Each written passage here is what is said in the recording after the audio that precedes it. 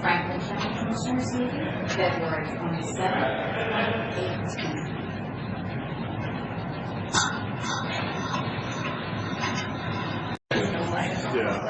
Well, good morning. It is 9 a.m. and this is Tuesday, February 27th of 2018. And sounds like we have extra microphones and speakers this morning. That's great. We've got a relatively interesting agenda here today with the track arena and some other things. And I expect this is probably going to be a little bit longer meeting than we've had recently. All three commissioners are here, including County Administrator, Mr. Johnson. So at this time, we'll go ahead and formally call the meeting to order and ask you to join me in the Pledge of Allegiance. I pledge allegiance to the flag of the United States of America and to the republic for which it stands, one nation, under God, indivisible, with liberty and justice for all.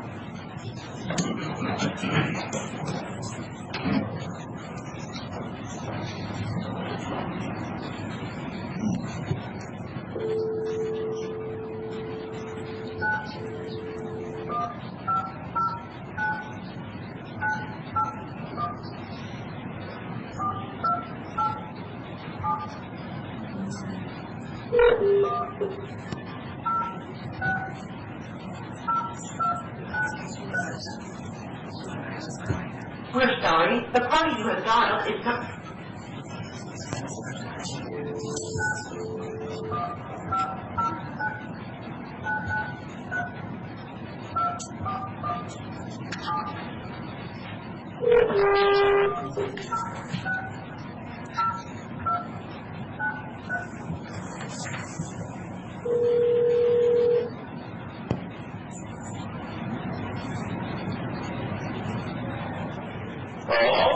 Good morning, Zach and Jim. This is Keith Johnson at Franklin County with the Board of Commissioners meeting. Oh, heck, we were just trying to call you guys.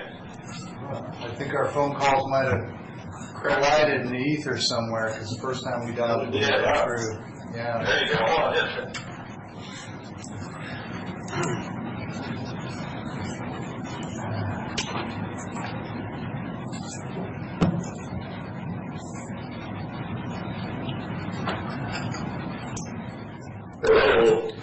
Good morning, Mr. Potts. You guys there? Yeah. Morning. I promise you, we haven't gone anywhere. Okay. So, Zach? Yes, sir. Yeah, this is Brad Peck. Listen, you guys wearing ties this morning? Yes, we are. I guess Keith and I are the only ones that didn't get the memo. It's been a while since I saw these two next to me wearing a tie. I'm not sure what to think. There's probably a coup underway. Here. All right, so what do you have for us this morning? Well, we got the House passed their version of the budget last night, and the Senate passed theirs Friday or Saturday, so now we got both budgets out there. They'll have to negotiate a final product. Looked like there were only a couple of things where there were big gaps. Yeah, they're pretty close. They passed about 40 amendments in the House to kind of get them lined up to pretty close together. The goal here, everybody says, is to get out of here on time. So I think that's what they're heading to do. I'm sure they meant the goal is responsible spending, and they hope they can get out on time. Well, yeah, they hope so, but we need to get them out of here because they're passing other stuff that isn't so desirable. Yeah. Well, listen, since it's going to come up anyway, tell us what you're hearing about the public records exemption for the whole legislature. Well, that was pretty good today in the front page of the Seattle Times. It says Hunter George Hensley to veto records bill. And the opinion story says Governor Hensley stand up to the people and veto the bill on legislative secrecy. Well, for those who are listening on the county's web and haven't heard, the legislature latter part of last week almost unanimously, but there were some notable nays, but they voted themselves virtually total exemption from the Public Records Act compliance. Meanwhile, the other the thing about that, Brad, is they rushed it through in about 48 hours. Yeah. Well, for those of us here in Franklin County, Public hearing. for those of us here in Franklin County and Benton County, I think it's worth noting that all of our state reps and senators voted in favor of that bill. The only exception, I think, is Maureen Walsh, who was on an excused, I suspect, medical absence. Yeah, they let a few of them off, but I think they handpicked who was going to get the vote no and who couldn't. So, well, it was quite a deal. I didn't see anybody from the 9th, which is northern Franklin County, the 16th, which is southeast Franklin, or the 8th, which is better part of the Tri-Cities. The only names I can't think of anybody in that mix that voted no. Yeah. And Walsh was excused, yeah. Do you know about Representative Schmick? I think I saw Taylor and Neely and Clippert and Schessler and Dye. I think they all voted for it. Yeah. Yeah. I think Dan voted for it. There was a rumor that the governor might not be able to veto it because of the number of yay votes. Have you heard anything like that? Well, he probably won't veto it because they got enough votes to override. That's what I meant. It's veto proof. Okay. Yeah. So, and I've heard that he may not sign it. He may let it go into law without signing it, which he can do.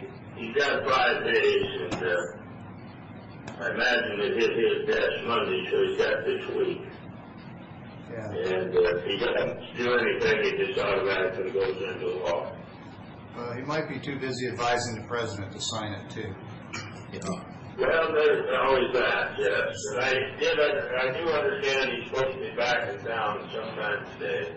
Oh, okay. All right. So what else do you have for us? Well, the other real rumor that I'm hearing right now is it sounds like the carbon tax bill will not go anywhere. Good. But I need to specify that that's only a rumor. You know, if we get out of town, anything can happen. Jim, just backtracking momentarily, what arguments are you hearing from legislators to justify that vote on the public records bill? Is it it costs too much and it slows down government to deal with all those pesky requests from the public?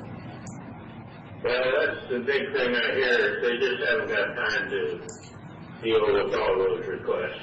Well, then we don't need it in the county, right? Yeah, sorry. Well, you wouldn't think so, no. Okay. I'm just thinking the next time they ask us for something. Yeah. I don't think they've heard the end of this. No, I don't either. So you don't think a carbon tax is going through? Trying to anticipate questions from our constituency here. What about any of those firearms-related bills? Josh bill, I think, will pass, and I heard them talking yesterday about raising the age to 21 to purchase any firearm. It's 21 now for pistols, but you can buy rifles at 18. Yeah. Rifles and shotguns. Yeah. Well, you can go to Iraq and fire a fully automatic 50 cal at 18 too. So, just an opinion. Yeah. Yeah. So I don't know, if there's enough votes here to do much with the gun laws. I really don't think too much. Yeah.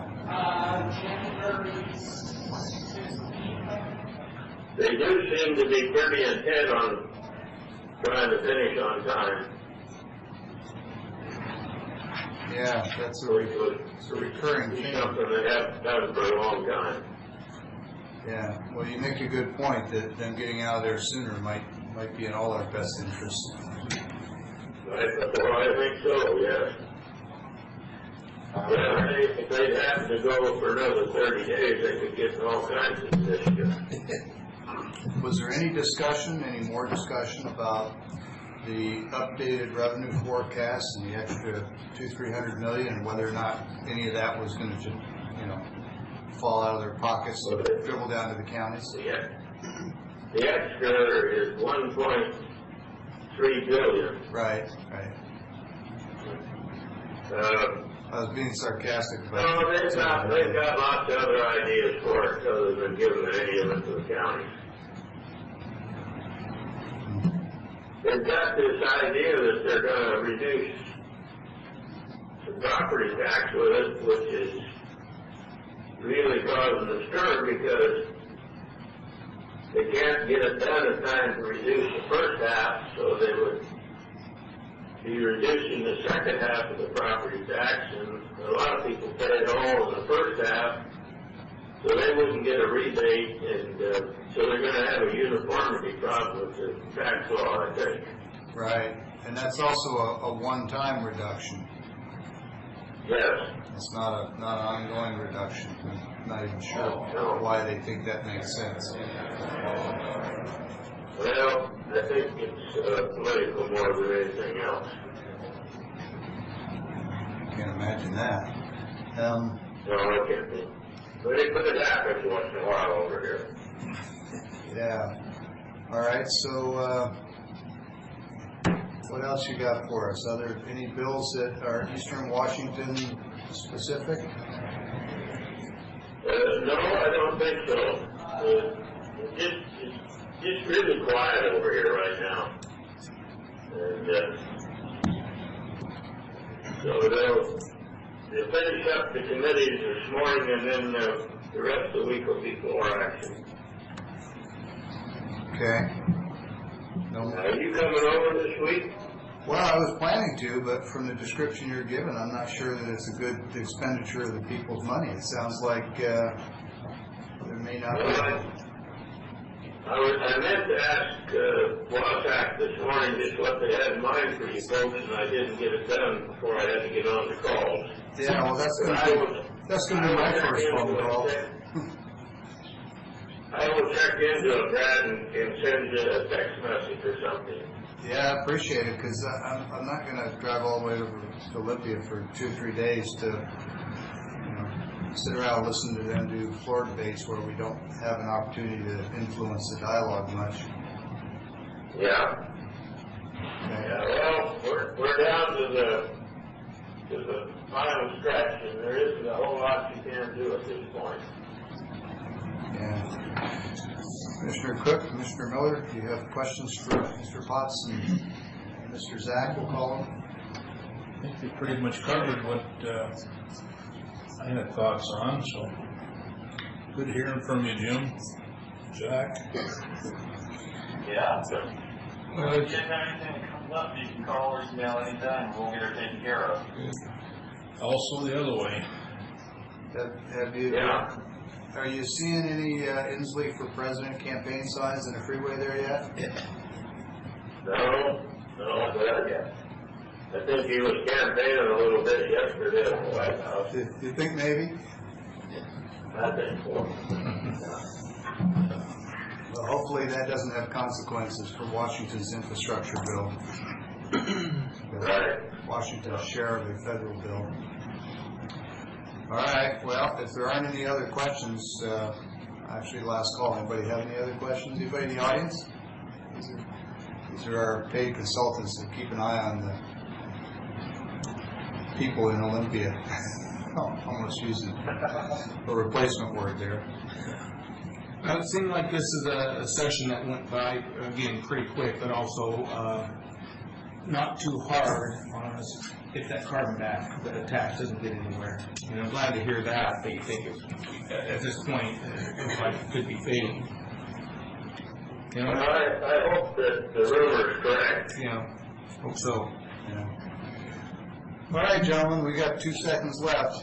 Thanks very much for your time this morning. Thank you, guys. Thank you. All right, take care. Thanks, guys. All right, 9:15. Next item on the agenda is road name changes. This is with County Engineer Craig Erdman. So Craig, Matt, whoever you want, come on up. It says Craig Erdman on here. Yes, thank you, Mr. Chairman. We have a drill going on, as you know, and Right. I've got the long straw, so I get the privilege of staying here with the board. He got the short straw. Nice covered. Go over there. So, Matt, I know we're going to have some longer discussions on some of these others, so if you'll permit me, I'd like to just sort of fast track these a little bit. That's okay. I think we've all read the read aheads. We're familiar with Mr. Dawkins and his plat up there. Unless naming it Queen Bee Court is some sort of an attempt to offend his neighbors for past conflicts, I don't really care what he calls his court. Anybody else? I don't really care. And I say that sort of half in jest because there are some neighbors in the neighborhood with whom there's been conflict over this development, and the board, I think, has been diligent in making sure that the T's are crossed, the I's are dotted. I know your staff has been. He had to do all of his irrigation work, everything up front. Hopefully he's a beekeeper and he's not making reference to his neighbors. Yeah. We can be candid here. In my house, my wife is the queen bee, so it could be a reference to his. Not even going to touch that, Matt. Yeah, so, what do you need from us? We did provide a draft resolution for the board's consideration. Okay.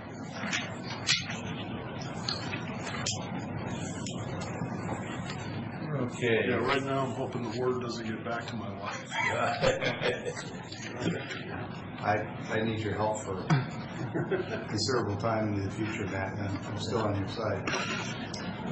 Okay, I'll go ahead and make a motion here that we approve the road name change from Dawkins Court to Queen Bee Court. Second.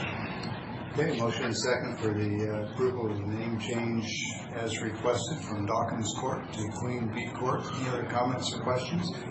Last call for reasons why we shouldn't do this. Okay, all in favor, please say aye. Aye. Aye.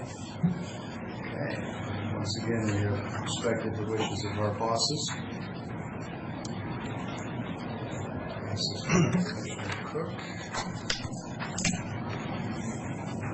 And we have another one that's similar to this one. I kind of sped the first one up because I think we need a little more discussion on this one. This one is Fraser Road. Yes. And by my recollection in my early training from two gentlemen sitting next to me when I first got here as a commissioner, they pointed out that Fraser Road someday in the future would extend north and south, and it would connect those pieces. And I think we're starting to see evidence of that now. My interest is making sure that if we have one long vertical north-south road, we should keep the same name and use numbers to delineate instead of chopping it up with different names in different sections. So with that, Matt. Great. Really, this is really being necessitated by the E911. We do, and if the board would like, I can bring up the GIS, but we do have Fraser Drive, which is north of Self Landing. This section here is Self Landing, and it runs north. And then we have this piece right there that's currently built. And what do we call it now? Right now, that's been called Fraser Drive as well, and it creates a little bit of. So we've got two pieces that are already Fraser Drive. Yes. And the next piece in question is where? These are the only ones that are built out. Right here, as you see, we kind of see that as an extension of Dent Road, and this north-south section here is Dent Road, which is currently in place as well. Right now, we're just proposing the action of changing this to Fraser Road, and then ultimately this full extension here from all the way down from which is now Burns Road would then be named Fraser Road, going all the way up to Self Landing, and then at some time in the future we could change Fraser Drive. Fraser Drive, the staff, in their defense, the mileposting right now is coming from here, but they didn't really want to touch Fraser Drive because the addressing is actually running backwards currently, so we're trying to create the least amount of impacts at this point, knowing that in the future this will all connect and all need to be named How the much same. further north does Fraser Drive go of this map? It connects to Columbia River Road, so at that, That's where it dead ends. That's where- It angle right Yes. beside the fire station there. yes. Well, Matt, we'll certainly hear from the other commissioners as we talked yesterday. I think the southern end needs to go all the way to the Columbia River eventually. I mean, everything south of Burns Road now is ag, but eventually that road is going to go. And just to cut to the chase, I think it needs to be Fraser Road from the Columbia north all the way up to South Landing. And because of the number of problems with that northern piece of the state, Fraser Drive, we're going to have to fix that separately, not too far in the future, so we don't confuse 911. Yes. What do you gentlemen think we ought to do? I think we need to go ahead and make Fraser Road, shorten the name, just as you had recommended here. But you said from Burns Road all the way up eventually will be Fraser.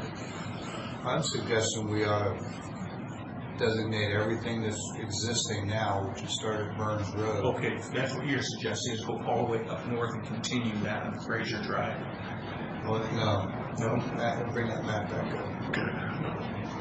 What I'm suggesting is that we start, Matt, point to Burns and Dent.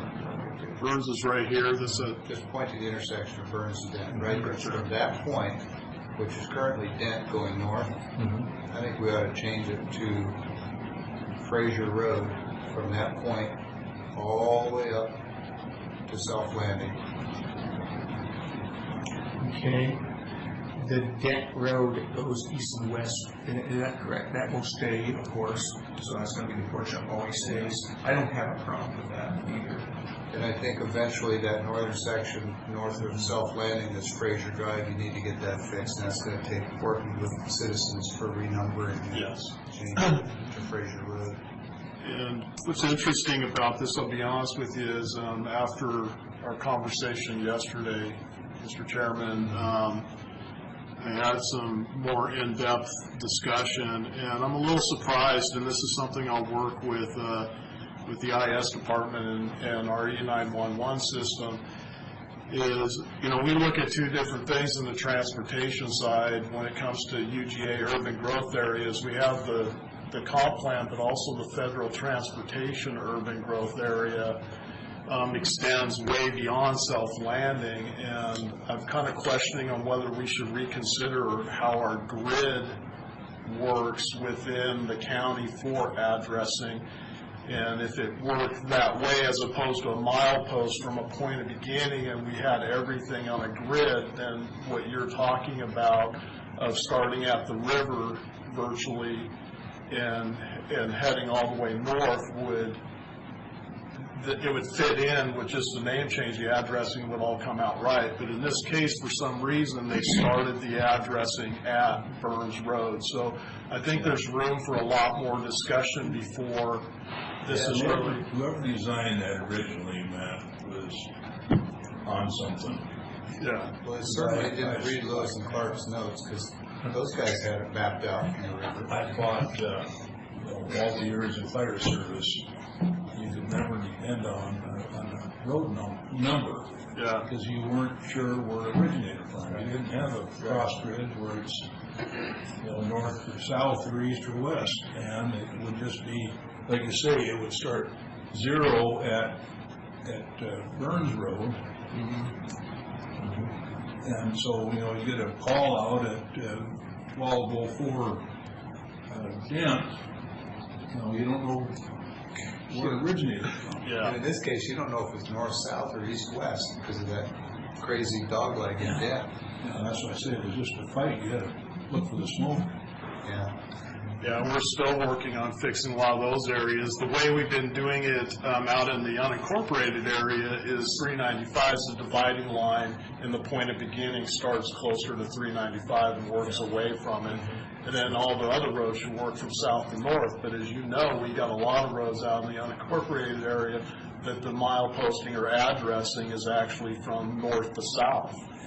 And so we got all these issues that have existed for a very, very long time that we still need to be working on and fixing.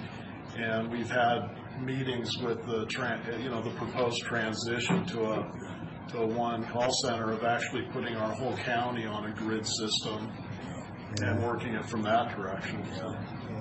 You know, it's just like Highway 17. You get up on top of the hill above Mesa there, and it's mile post 12. Well, it still originated from Altopia, where 17 used to start. It makes you feel any better, Matt. My wife, through her family, inherited some mineral rights on a piece of property, and we got the description for it. I think this is somewhere in Kentucky, I'm not sure, but it literally said things like, from the large maple on the northeast corner of the stone wall following the creek that hasn't been there for 100 years, over to the little knob by the walnut tree. It's like, wow. So we've made progress. Yeah, we're doing better. And I don't know how you ever regrid the whole thing without tremendous turmoil. That's a discussion for another day. Yeah. I do think if the board is amenable, that we ought to anticipate Fraser Road going all the way down to the river someday, and let that be the 0 point, and start numbering at Burns going north, whatever would be appropriate. Where does that line up? You say all the way to the river. Where does that line up? It would actually, by the gravel pit. Yeah, it goes by the gravel pit and then down through what is now what we all know as Harris Farm, there on Court Street. So, and it may never get extended, but if we leave numbers so that us. And even with an obstruction like the gravel pit, a road, even though it may not stay on that section line, it certainly can go around it and still have the same name, because it would be connected north of it, and south of it. So what Commissioner Peck is saying makes total sense, and this is one of those situations I say I wish we would have thought about it before we brought it to the board. So I don't know about the other board members. I was not real appreciative several years ago, before you were in your current position, when the stretch of power line got changed to Burns Road. And it wasn't that it got changed to Burns. I actually kind of like that, because that's one of the original block families there. And the idea of naming some of those roads after those original settlers, I think is terrific. No issue with that. But it's that they stopped at Road 100, when you see things like go over Road 68, and there's just no consistency. And if they had continued Burns over to Road 68, which we could probably still do, it'd be more consistent. And I don't know, I'm looking at it now, it almost looks like that map says Burns, just a little bit left of Road 68. Yeah, the city of Pasco did change that. So from 68, well, half of that road is in the county. So yeah, I know. How'd they do that? Yeah, so now it's known, instead of it's still Power Line Road, east of 68. So it's in the books now, then it's Burns all the way to 68. Yeah, they helped fix that. And how they did it, but I think. Well, we gave them an easement to solve their jurisdictional issues with law enforcement, and maybe they figured they could rename the road in the process, which is fine. That's what I was advocating for anyway. I think what bothers me the most, getting back on what you're talking about, is that these decisions weren't brought to the board in the past, and they should have been. And moving forward, that. Yeah. Does this have to be done today? It doesn't have to be done today. Redo this and bring it back. Yeah, well, I can't say it'll be next week. We certainly want to coordinate with Mr. Morgan and with the IS department and 911 and get that coordination done. I think that's a good plan here, but I wanted to ask you another question. I thought you just said east of 68 was still Burn Road. It's west. West, I'm sorry. Yeah, you're right. West. What is east? What is that? I know there's some problems. He said east of 68. East of 68 is still Power Line Road. Okay, that's what you said. And that's defined as a private road currently. And one of the most complicated roads we've got in the whole county. Yeah. It starts at Road 68 going east, and it's, from what I can gather, there's triple interest there. The city has an interest, the county has an interest, and the private landowners have an interest. And just to make things a little bit more fun, there's overhead power lines running through the middle of it. And people are using it like it's a main road. It's almost sometimes it's a 4-wheel drive route. Yes. I don't know how we resolve that until maybe there's a change in the EGA or something, and we release those interests to the city, and now it's down to just the city and the private. It's a mess right through there.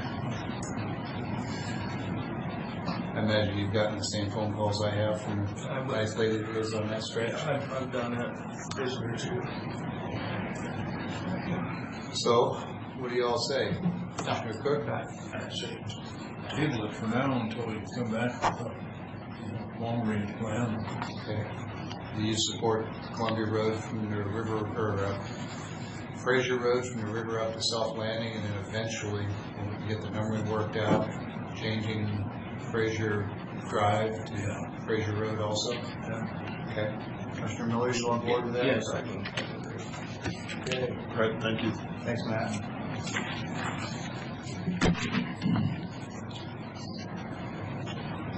Okay.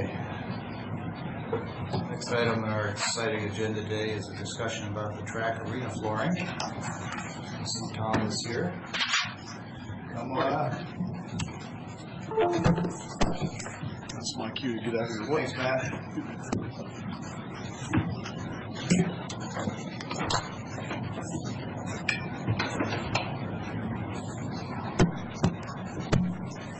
If I may interject just a moment. We had a discussion briefly last week, and we've had some additional follow-up conversations with the Homebuilders Association. They are in the middle of because they completed another show for the weekend, so it's been a busy time for them as well. But we, make a long story less long, we have considered some of the conditions that they have proposed with respect to paving the arena floor.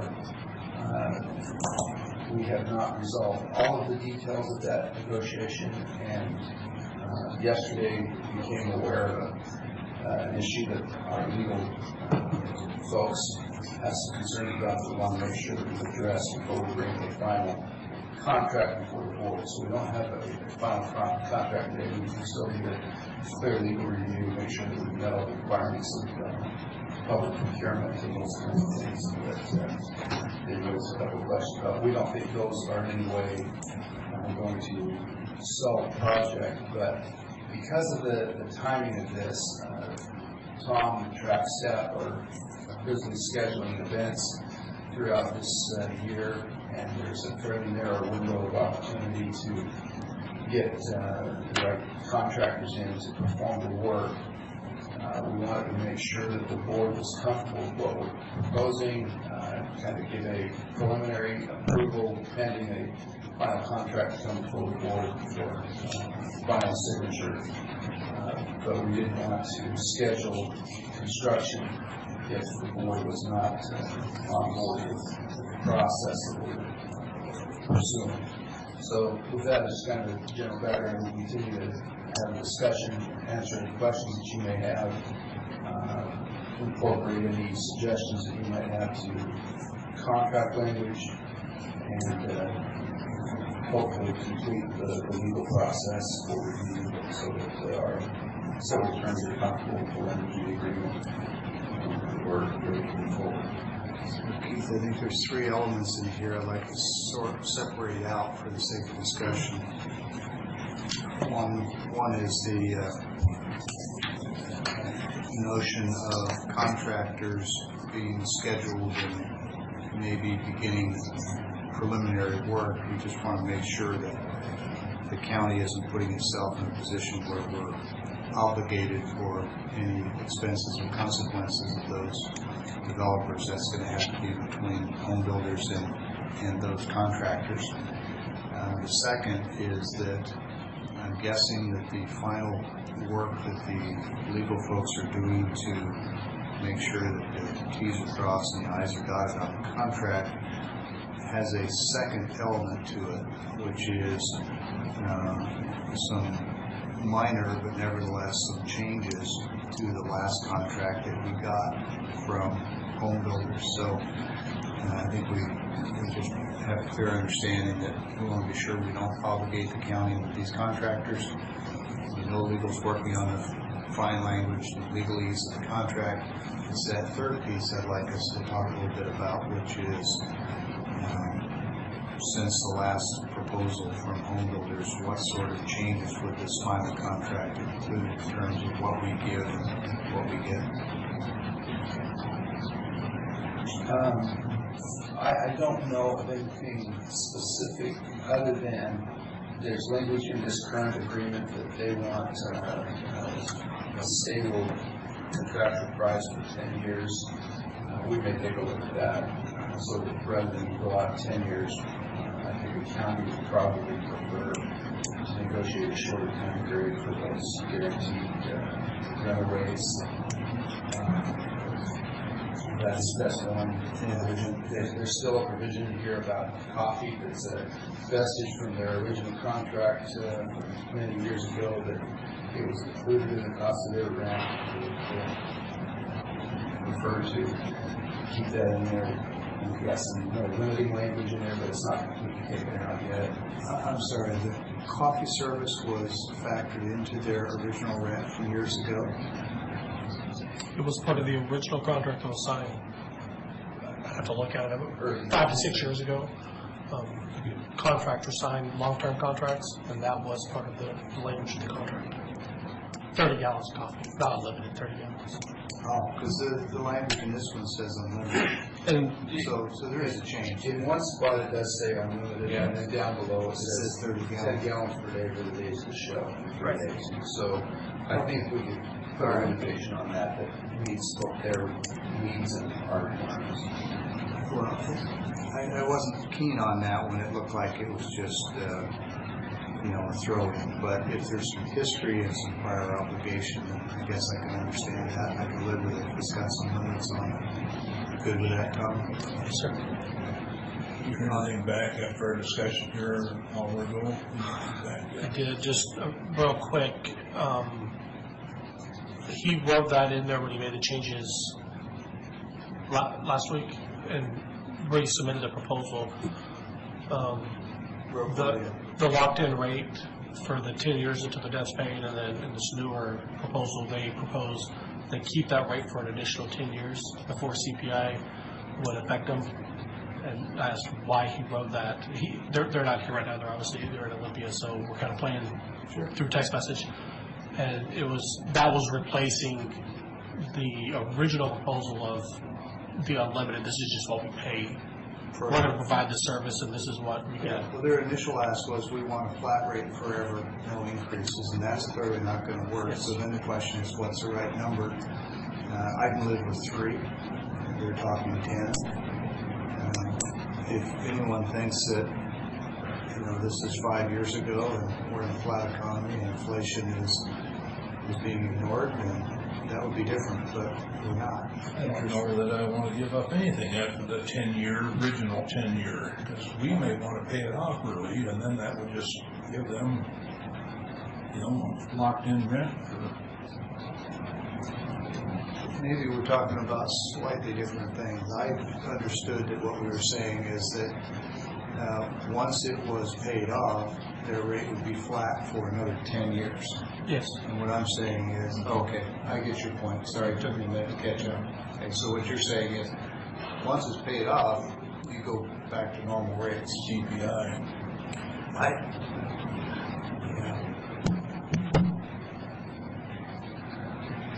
So I would not be excited about more than 3 years, but I could maybe give a little on that. Because the actual dollars, if you put an inflator on it for those 3 years, there's some costs there, but they're also carrying a commercial contract at 5%, which is pretty reasonable. So, I could give them a few years for that. But I like the notion of what Commissioner Cook says. I'd rather it be 0. Well, are we paying for that interest? Well, we are, but it's only at 5%, which is a pretty good rate in this market. And so, if they were charging us a more traditional 6.5 or 7, that would be the difference. That's why I'm saying I could give them a little bit for, a couple, 2, 3 years. But I agree in principle, certainly, that, this isn't a, once it's paid off, you now, have no increases for that. That just doesn't make sense. I would agree with 10 years, watch that. And I think I can get along with the fact of going with it because of the contractors pouring the money. 5%, I don't know, I haven't submitted anything for a while, so I don't know what it costs, but it seems reasonable, 5% interest. So either way, I like the idea of Bumper, looking at it in 3 years or so. I also like the idea I like that idea actually. But what are they going to do? Because with inflation, everything's probably going to go up. And if it doesn't, if we have CPI or something, we can justify that. Well, the Fed's raised interest rates here, as Ann can tell us multiple times here recently, and there's talk 2 or 3 more times this year. 3. Yeah, so, I like you say, you're probably, your interest today and any loan rate would be 6.5 anyway. So we're a little bit out of that. And just, if they're asking for 10 and we just say no, 0, and it would probably, all should be mindful of the fact too that, and I'm going to start this, that this probably isn't the time to negotiate it. There's certain things you want to hold your cards, but in this case, it is a cooperative venture. I think home builders are trying to help themselves and us both, and I think we're trying to do the same thing. So the 5%, the limited coffee, 3 years, I could probably live with that. If they were looking for much more than that, I'd maybe rethink whether we could just do it ourselves. It's not like we couldn't come up with money, it's not that much. And there is an interest savings. But I think at those numbers, it works for everybody. What do you need from us today, Keith? Just provisional instruction to move forward with this proposal. And if there's an objection to moving this direction, I'd like to know about that. I think we've evaluated the options, studied the proposal to an extent, and I think we're ready to move forward. It sounds like everybody's on board. The only question is how many years we want to, or we're willing to flatline their costs. And so it seems to me we can proceed with everything else, and then we can address that final question when we get the contract from legal. So going back to them and saying, coffee 3 days times 10, 5% fine, 3 years. That's what we're putting together as a contract. That's what the board's anticipating approving, and see if they're comfortable with that. How do you feel about that? Is that your blessing? See if it flies. Okay. Commissioner Miller, you good with that? Yeah, I think this, I think it's move forward, and I think that, I think you got it right. We need to adjust some things. We'll move forward then, thank you. Any big wishes from upstairs when they? Nothing that we can't work through. We've got some questions around, I just mentioned the public procurement laws for the state of Washington. I would characterize it as a difference of opinion, but making sure that we understand that we're all, at least Tom and I are asking the right questions. We're getting good info from Jennifer and Sean. The concern is the prevailing wage. Yeah, we've had to address prevailing wage, sales tax issues.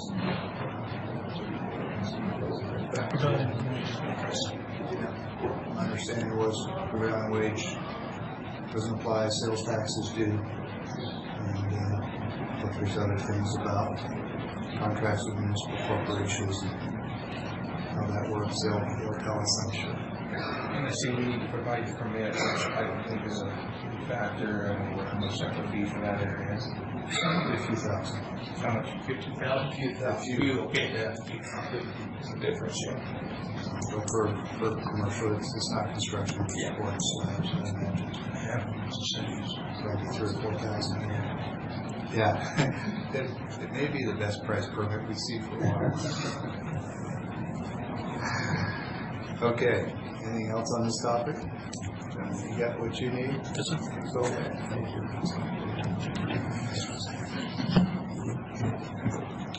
Okay, we're at that point of the agenda today for public comment. I see we do have one visitor today. We've already talked a little bit out in the lobby. If you'd like to comment now, you're welcome to, or we've already arranged a meeting for later today, so what's your preference? You good for now? Okay, we'll have another public comment period here in a few minutes too, if you want to do it then. Okay, moving on to office business. How are we doing for payroll and warrants today? We got two of them in front of us this morning. The first being fund expenditures, looks to be 10 or 11. Current expense, auditor O&M, crime victims witness, jail commissary, etc. The bottom line of those items is $620,043.29.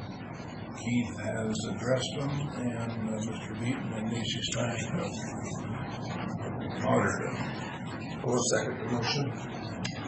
Okay, there's a motion and second for approval of fund expenditures. I'll just note for the record, as I do occasionally, the process is that these come from the departments. They work their way up through multiple reviews, and by the time they get to the board, we assume our roles in the executive body function to give final approval, but we do that based on our trust and confidence in those approvals by multiple individuals before they get to us.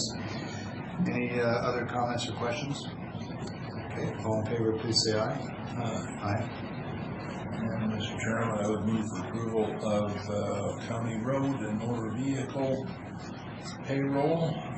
Bottom line of those two items is $163,913.55. And Mr. Beaton and Noel Ramirez audited. I'll second the motion. Okay, there's a motion and second for approval of county road and motor vehicle warrants in the amount read by Commissioner Cook, since I don't remember offhand who it was. Any comments or questions on these? Okay, all in favor, please say aye. Aye. Those are approved as well.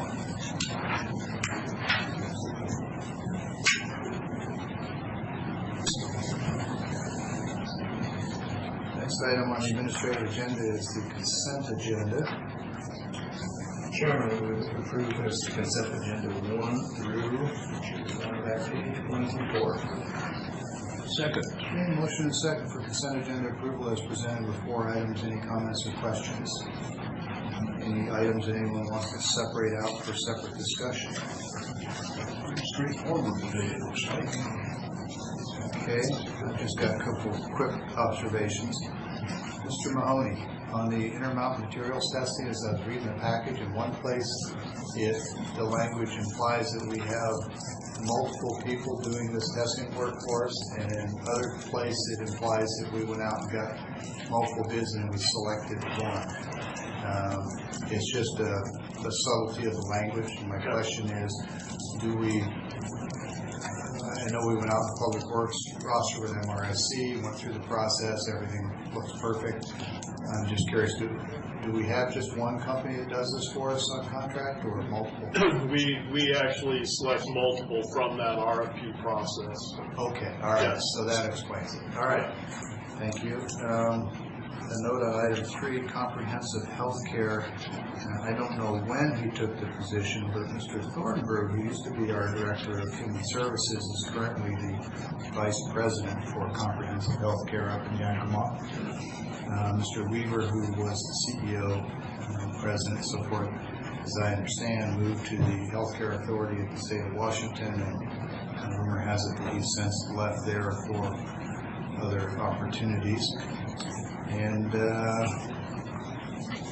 those are all the notes that I had in my mind for the consent agenda. So we have a motion and a second for approval. Any other comments before we vote? Okay. All in favor, please say aye. Aye. Aye. Consent agenda is approved.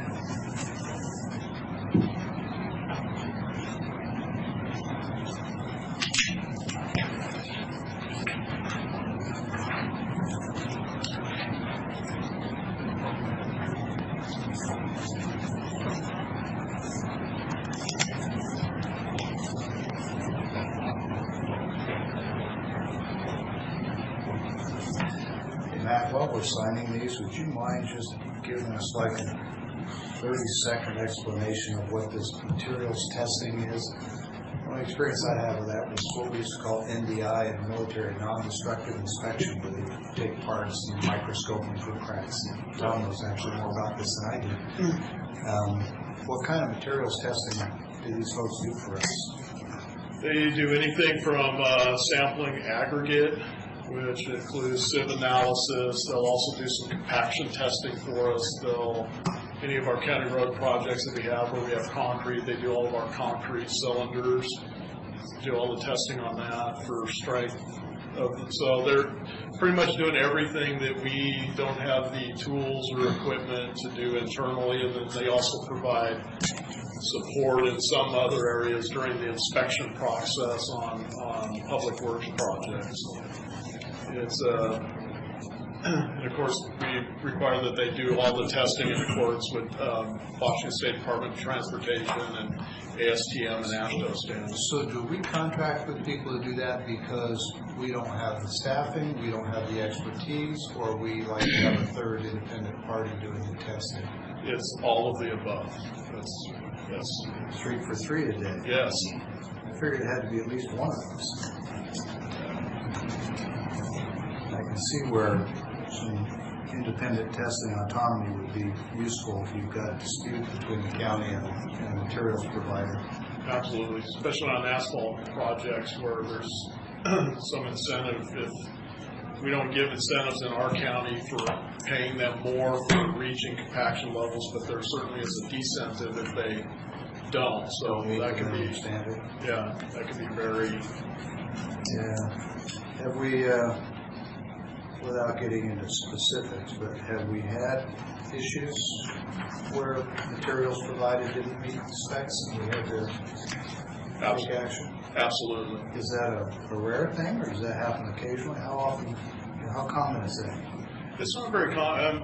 Usually where we see it is in asphalt. The way we do the testing, when we do have materials that are out of spec or not meeting the specifications, whether it be the composition of the asphalt itself or even the ability to get the appropriate compaction, our lot sizes are small enough that it doesn't impact the whole road. It only impacts, we do anywhere between 400 and 800 ton lots, so it's a very small area. We can confine the issues to that. So if there is a problem, you don't have large damages in the road. Correct. Well, I appreciate the education. Try to learn something new every time we get you in here. That's the goal. Thank you. Anything new on the break-ins, Matt? We're still gathering all the costs. We, of course, had some of the repairs that were done immediately following. And I'm sorry, the what? They had a break-in. Oh, break. Oh, yeah. Sorry, that's my hearing. I heard brick ins. Oh, okay. There's something in. Sorry, break-ins. So once the documentation is all in from those, we get the invoices, I should say. Once we receive the invoices, then we'll finish all of our paperwork, getting that to our PA's office, the risk manager, to get over to the risk pool. We've already provided the Pasco PD the information they needed, and that they just needed estimates. And as we get the real costs coming in, we'll be able to provide that as well. But we got individuals that are, of course, keeping an eye on Craigslist and all of that, but we certainly haven't seen anything. And I'll be honest with you, the tools that were taken were very specific, and it looked like somebody, to me, this is my opinion, it looked to me like somebody was trying to finish off their tool set. Yeah, so I don't think we'll ever see those out on the market being sold. No, there's some that was pretty specific items. Yes. When you look at what was in that shop and what was taken, it was very specific. Yeah. Just for folks that are listening, we now have all kinds of security and cameras. Yes, and we're getting there every day. So yes. Yeah. I'm reminded of something having to do with horses and barns. Yeah. Okay. Looks like Go for it. Go for it. Okay. Next item on the agenda here is administrative office business. And Johnson, if you want to walk us through this one, please. Certainly. The first item is we all have copied on a letter that we received this week from Michael Davidson, referring to the potential sale or leasing of his office building located across the street on Fifth Avenue, the Davidson Law Center. He has asked our level of interest. I know we've spoken briefly about this in the past. I've had a chance to look at it for sure. In fact, we've walked through the building, certainly a nice office. It's conveniently located to our campus here. The letter simply stated that on March 15th, he's going to be listing that building for sale and lease with a commercial real estate agent.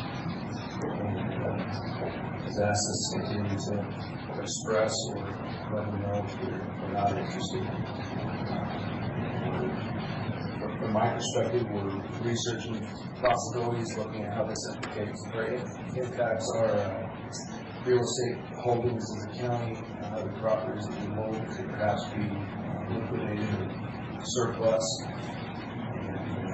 And if there's an interest in the board in exploring a specific opportunity, I just want you to be aware of it, remind you that we received this letter, looking for any direction we might provide what the county wants to do. I think from a purely financial standpoint, it would be difficult for us to outright purchase the building right now. Even though we don't have a current appraisal, he had one done in October of last year that appraised the value of the building around $950,000. So that's just a ballpark at this point. We would probably $950. So considering inflation has occurred since then and other market conditions, you may probably use that as a starting point or a basis for discussion, but that's kind of what we're looking at. But like I said, we probably would not be in a position to purchase that outright, but if there was an opportunity to lease the premises with an option to purchase it at some point in the future, that may be a possible way to approach this. Is he interested in that idea? Did he mention it? He didn't mention that specific structure, but I believe he was. He said he's got lots of options on the table, whether to sell or lease, or as he characterized it, condominiumize it. I assume that's a more easy journey. So basically, breaking into condominiums. Well, he's leasing out different portions to different people now, and that's what he meant. Condominiums. Well, I've got several thoughts on this, but I think I'll defer to the other board members before I offer them up. One of them would be that if we leased it, how would that be set up for us? Would we be able to utilize the buildings as if we were to lease it? It depends. It is currently functional and it's nicely decorated. It would not require us to remodel it from a perspective of it being old or dated or any of those kind of things. It's how we would intend to use it, whether we would need to modify it. I have not asked security to take a look at the building to see if there's a particular security risk, but when we first started having this discussion with the idea of possibly locating personnel in that building who do not necessarily need to be behind a metal detector like the courthouse is right now. So, and I've spoken with some of the elected officials to try to get an idea of how it might work without adding personnel, that we have somebody ready to take licenses and reporting, flat approvals, and some of those kind of things that the different offices do that we interact with the public here in this building. The feedback I've got so far, somewhat anecdotal, but that would be kind of difficult to be able to do. We still feel like we have to support those offices here in the courthouse. So, bottom line, you're looking, in order to be able to do that, adding personnel to the staff of some of our elected officials. And that would kind of defeat the purpose of what we would. Yeah, and I would just offer that I can't speak for other departments, but that sort of a response doesn't surprise me. Candidly, I don't buy it, because if I look at it and I say, if this were a private business venture, could I figure out how to do this? And the answer is absolutely. I think the overriding premise here really ought to be the convenience and accessibility for our bosses, for the citizens. If it's mildly inconvenient for us, that's unfortunate. But if we can save hundreds of people a month, maybe thousands for all I know, having to go through security, that's less traffic, that's less wear and tear, that's less slips and falls on the historic staircase. There's all kinds of collateral benefits, but chief among them is providing better, more accessible, easier access for our citizens. And I've done a little checking with other counties. There are counties in the country that amazingly have figured this out. They have sort of a kiosk approach where people can come in and they can do a number of things. They can drop off their tax payments, they can drop off their ballots, they can get their vehicle licensing done, and they simply identify those high traffic public service things. And the folks I talk to certainly would prefer to be able to go to a centrally located facility like that. The other thing is that this complex, when this place was built in 1907, there was nothing but a lot of sagebrush around it. But in case you haven't noticed, that's changed, and it's kind of like the airport. There's not a lot of places to grow, and I think it's incumbent upon us to at least have a strategic vision about these things, and if and when properties come up that are adjacent or nearly adjacent to the county campus, we need to be thinking about the inherent value that brings as well. I think everybody knows that we already own the lot behind the jail on the other side of Fifth Avenue, and this would leave one private holding between the building we're discussing and that lot that we own. So it could be a whole lot more economical than trying to grow in other directions. Not saying it's the thing to do, but I do think that there's an opportunity to look at some of the facilities and landholders we have now and determine whether or not a strategic investment in a property like this would warrant selling or trading off some of those parcels. And to me, it's the kind of complicated thing that would be really difficult to do in a board discussion, and the kind of thing that really fits in the bucket of a county administrator pulling the pieces together and talking individually with the commissioners and coming up with a concept that might be worth taking to the next step and then bringing it back to us. Don't mean to just dump it on you, but the necessity of how we operate makes it impractical to work it out in this venue. But I do think it's worth considering, and I do think that there are buildings that we have that perhaps could be sold. We own the building that the health department rents from us presently, and I know you've approached the subject with it at least initially. So there's some opportunities, but I think the thing that could get easily overlooked and needs to be central to this discussion is whether or not and how much strategic value there is in acquiring land adjacent to the campus. That opportunity won't come along very often.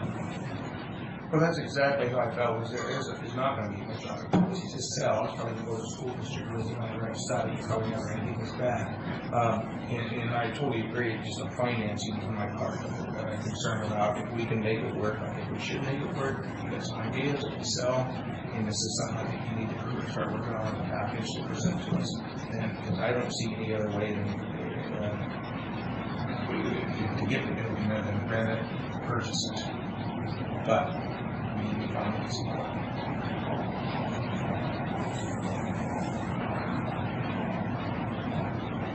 So a long-term lease of an option to purchase at some point in the future would be At this point, I think that's, yeah, it's I think. until we decide to offer some more property off. Right. Well, and good segue, good transition. Thank you. There has been some outside interest in some of the parcels over near track. And at some point, we probably should have a discussion about what, if any, of those. As everyone recalls, we spent more than a year carefully wading through the difficulties of a previous sale with an inadequate contract that involved reversionary interest, and we ended up taking that piece of property back, buying it back to avoid litigation and save the county money and save everybody a lot of headache. But we took that back to settle litigation, not because we necessarily needed that piece of ground. So if there were one that we might think about surplusing to fund this, that might be it. Yeah. That was my thought also, that I was sure it was. turn that into usable. Well, if I had a choice, if somebody said, hey, you've got this piece of ground down there and you've got this building over here and you own A and we own B, would you trade? And the answer is sure. I'd make that trade for them. I think it's in the best interest of the county and the citizens. With that being the case, then it seems to me like getting an option to provide us the time to look more closely at something like that makes sense. We need to take a close look at the parcels there, parcel out which could be surplused. Yeah, well, I think the one that we took back to avoid litigation may be sufficient, given what other land there is sold for. And I do think we need to do something with that land. I think this is prime time before anything changes in the economy, if it does. But I do think this is a good time to sell those things. I do think we shouldn't be sitting on them necessarily if we have our future plans with them. And this is one way, yeah, so I would encourage that also. Yes, dealerships and trailer sales going on out there. And I think looking at our buildings in town too, and evaluating whether or not they really are the best fit for us right now. Okay. Is that enough for you? Yes. Okay. Thank you. The next item is the appointment to the Track Advisory Board. We'll discuss this a little bit. We've got a couple of applications. We ask you to consider them. I've got detailed resume information.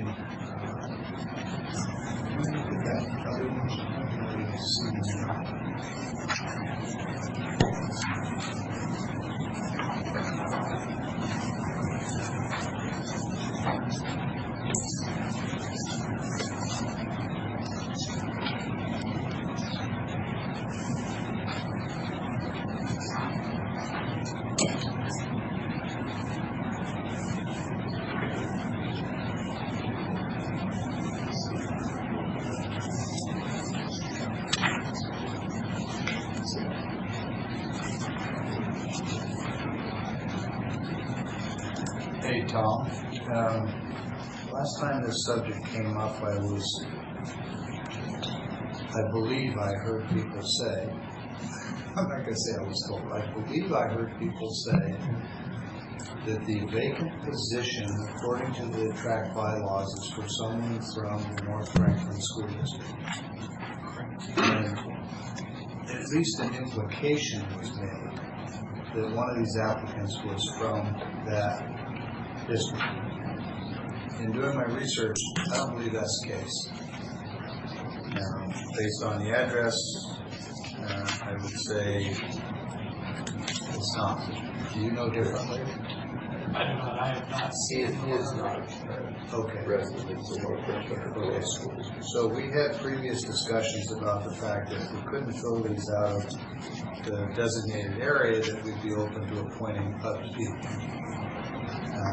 And I think I made the comment at the time that, every inch of the city of Pasco is in Franklin County. And on a per capita basis, having extra people from Pasco is probably wise because there's a much larger and more diverse interest base in Pasco to be represented than there is in the county.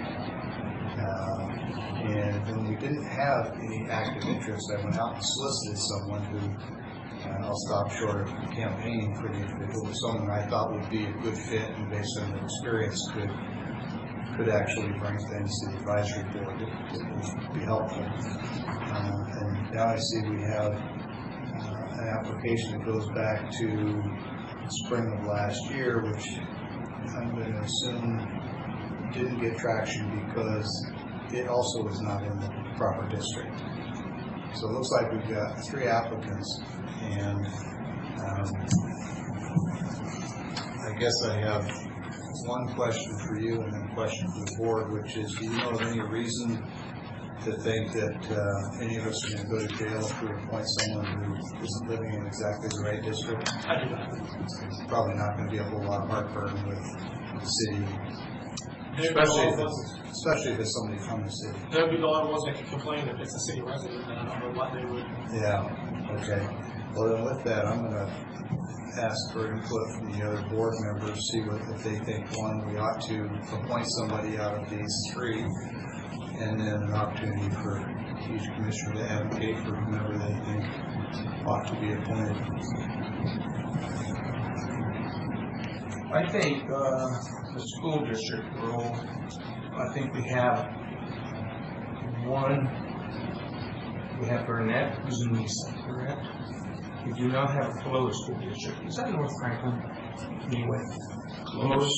But the bylaws say North Franklin or Or. I also think it is good interest to have somebody that would have different ideas and possibly the city. I think the city has 3 picks and the county has 3 picks.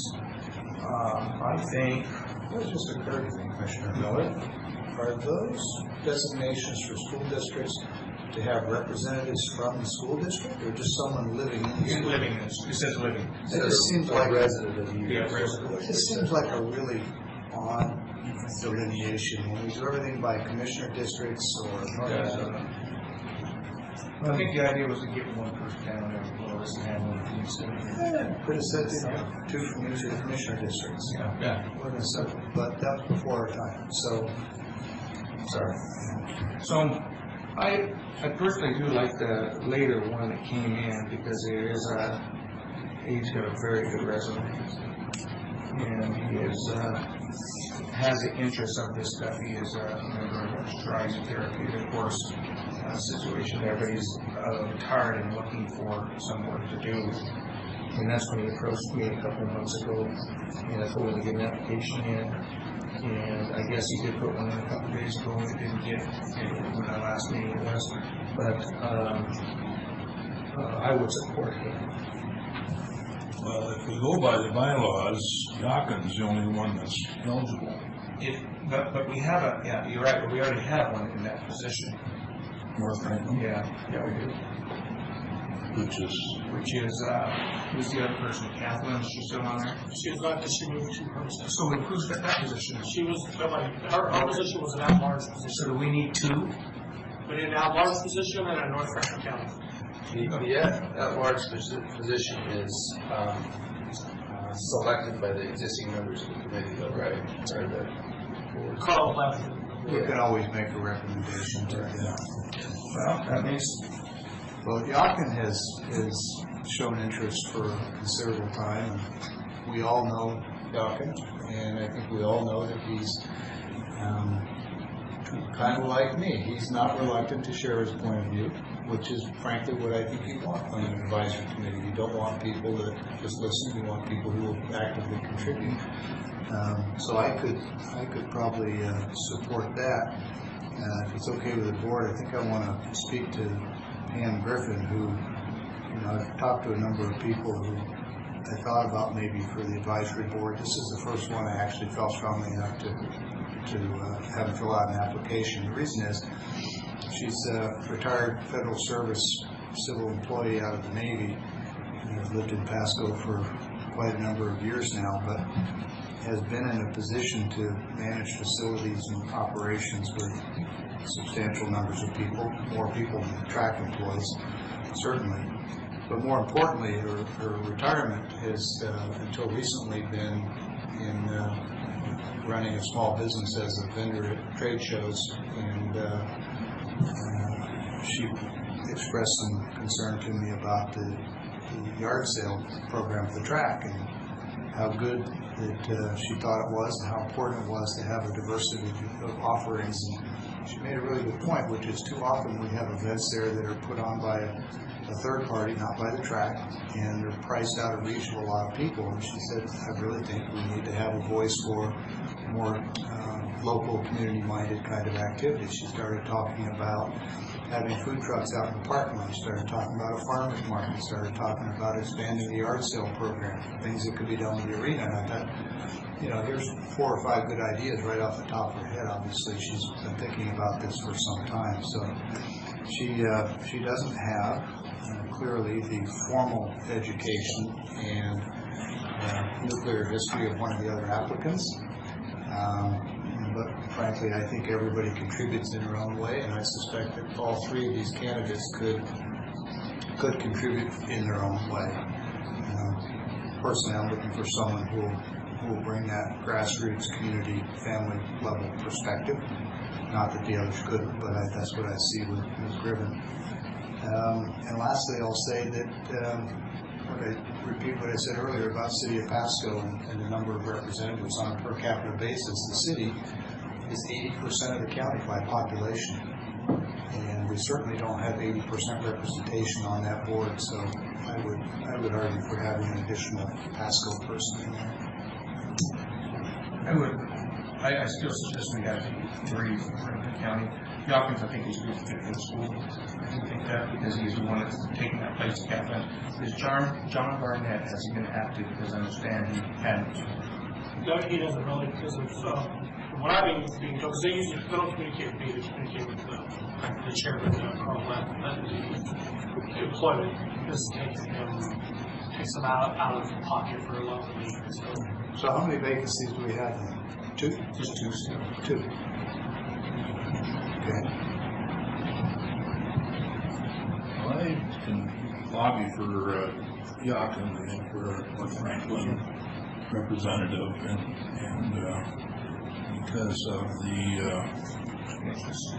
resume and so on that Mr. Cornell support him. Take that look at Mr. Cornell's resume.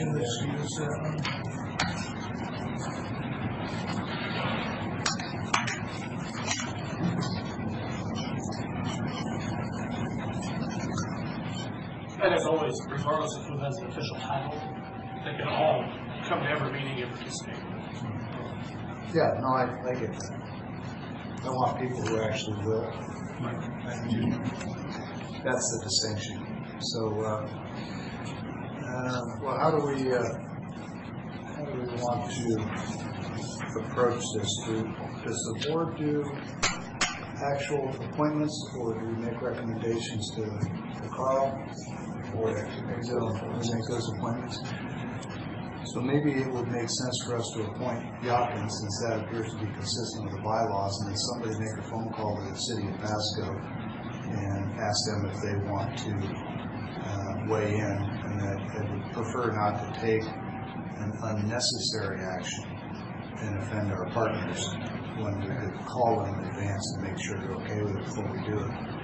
And if they say, yeah, we're fine, and I don't see for that. it. It's just a courtesy that I would expect them to extend to us. I think we ought to extend it to them. I don't think that's necessary. I don't think they necessarily, they have 3 picks. I wouldn't ask us if this one's okay. We have 3 picks. I think we just need to go on with our 3 picks. Well, then in that case, I'll table the motion as the chair, which is in my prerogative, and will ask the city. The reason for that is that these actions that we're contemplating are outside of the bylaws. We're violating our own track bylaws, and we're doing that potentially at their expense. And I think it would be inappropriate in partnership to do that. So maybe we should ask them, and we can go ahead with Mr. Yakin, and then we can come back on the second one after the city gets said, sure, we're fine with that. And we can say that that's one of your recommendations is to suggesting that. Well, the question would be, if the city has an objection to us appointing somebody who's not in the appropriate district, or is the other one an at-large? The other one's at large, they just need to be a resident of Franklin County. Okay, so which one is the at-large?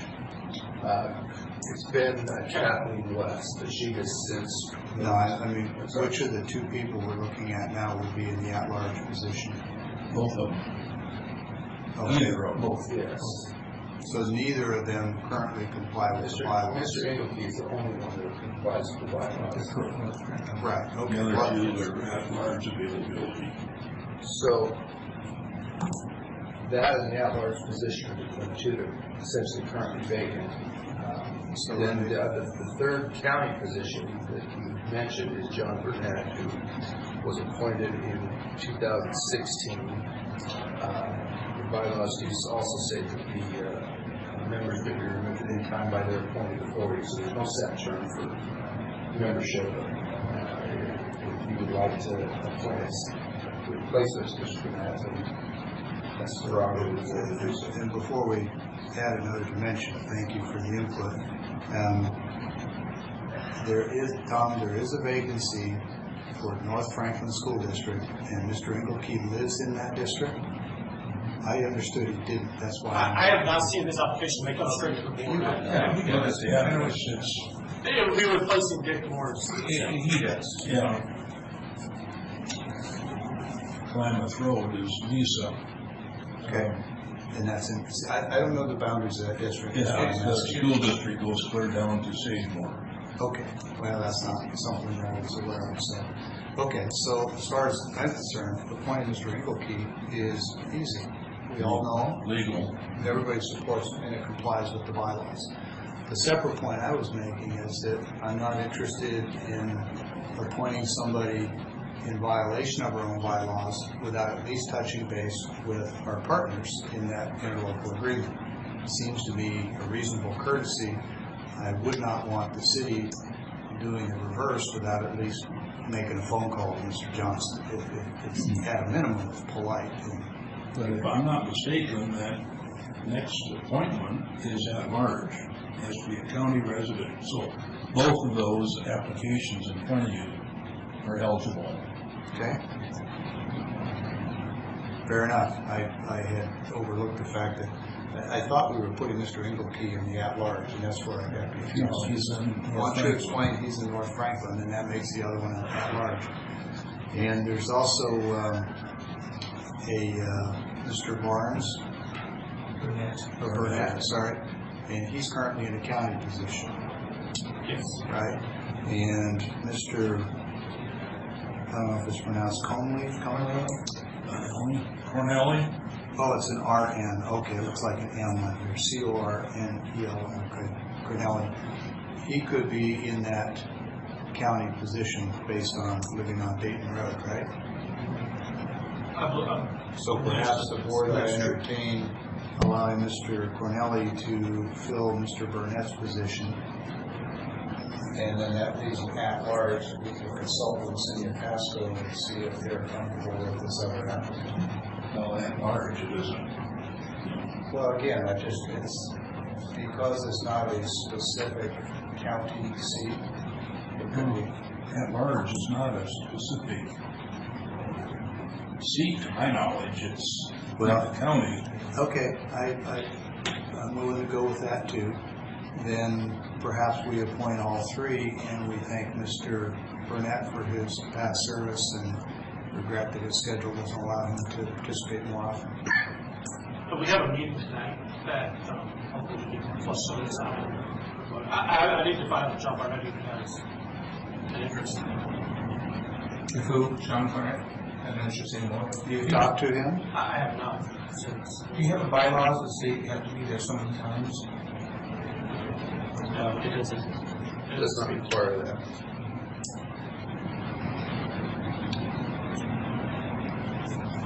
Okay, well, sounds like Mr. Engelke is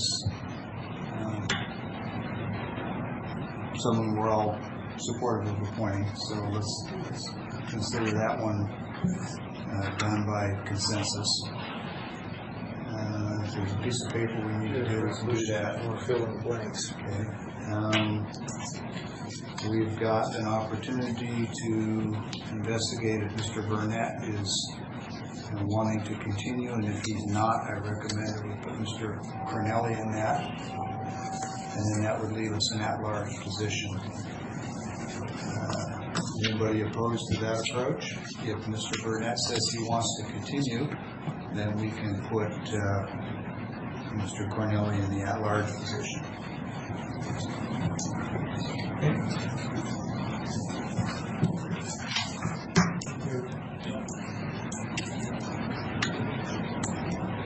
In that case,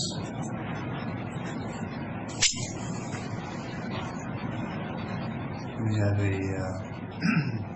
resolution sheet here that I'm going to go ahead and just do some of the basics so that it can be used for a motion.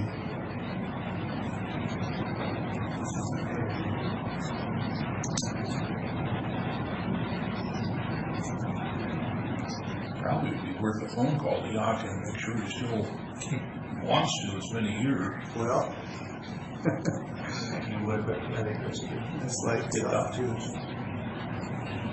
there's no, Hello, Yaka. there's not a essence per se. You want to, Yeah. I work with you guys, so you tell me which one to go. Well, I think that makes sense. Why don't we, if there's a desire to give Jochen a call, then how about this plan? One, we call Jochen, find out if he's still available, still interested. If he is, we appoint him to that North Franklin position. Talk to Mr. Burnett, find out if he's had enough or if he wants to continue, and then based on his answer, we'll know what to do with the other two. Good. Good. I'll spend enough time on that. Okay, next item on our agenda is an executive session under RCW 4231-40 subparagraph 4, contract negotiations. It's been requested by, HR, Carly Nate, and looks like it's for up to 15 minutes, so it is 10:28, will probably be 10:29 by the time we get the door closed, and then we'll be in executive session for up to 15 minutes. And I don't see much business, if any, after this, so we should be wrapping up pretty quickly after this.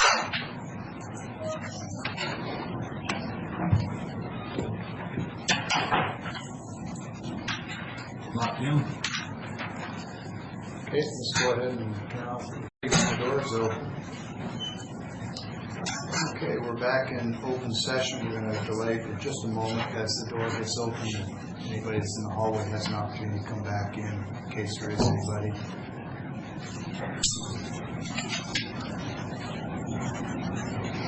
Okay, not seeing anybody. Mr. Johnson, was that the last of your business for today? Yes, sir. Okay, the next item on the agenda is public comment. Nobody here from the public to comment. Comments from commissioners. Schedule updates, meetings you've attended, meetings you're going to, anything you want to share? Got I'll be with Port of Kennewick this afternoon, and then try to have the visitors tomorrow. Oh, so you're going to the Tri-City Visitor Convention Board meeting. Thank you for picking that up. Did we get back to Laura Matson? Okay, good. Wonderful. Commissioner Miller, any updates? Just various meetings going on today, tomorrow, and Friday morning. So there are various meetings that I'm looking forward to do. So, Tom, I went and had a conversation with some of the leadership at City of Pasco and expressed my concern about a rumor that there were pending applications long-standing for taco trucks over at Track. And they said, we don't have any applications, don't know what you're talking about.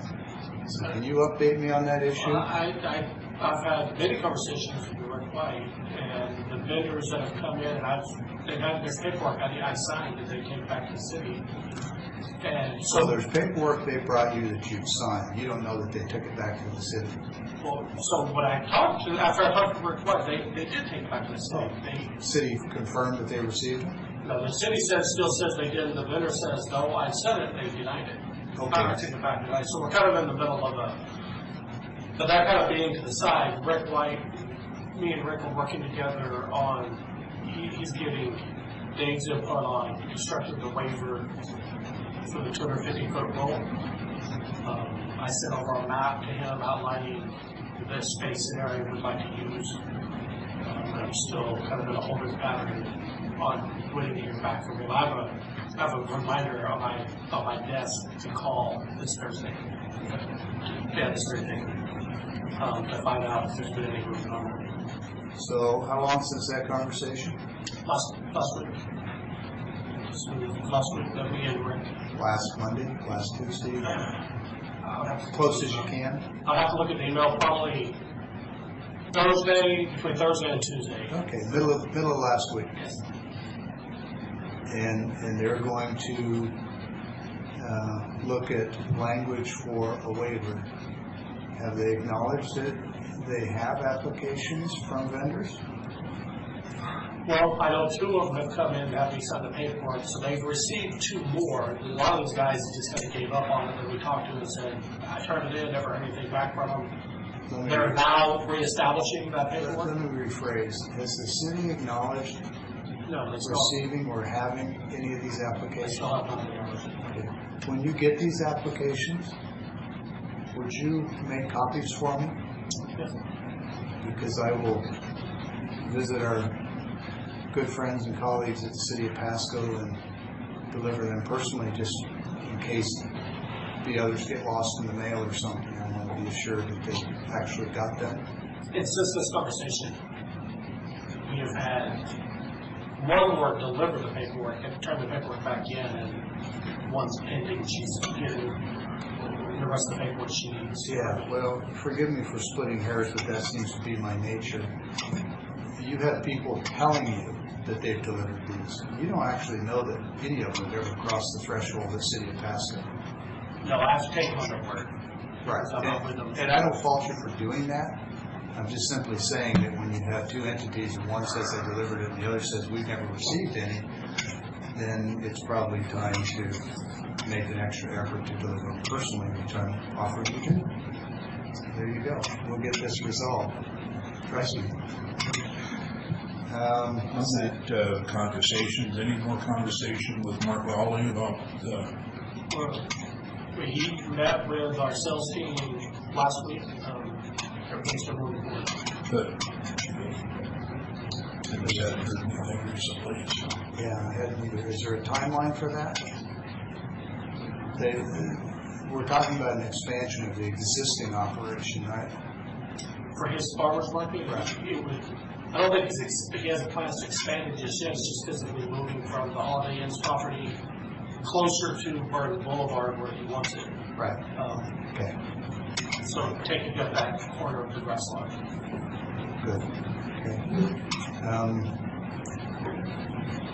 I'm pretty sure the answer is no because we haven't asked you this before, and I'm not trying to put you on the spot, but you don't have any plans or thoughts about track-owned real estate for future track use that we need to know about, or let me rephrase, if you do have thoughts or plans about that, you might get with Mr. Johnson, because the board, I think, is approaching a time when we're going to be looking at those track properties to see which, if any, should be surplus.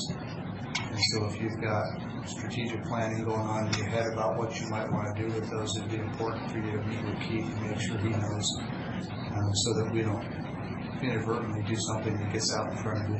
Sure. Okay. I'm scheduled to head to Olympia tomorrow for more WASAC meetings and legislative steering committee meetings.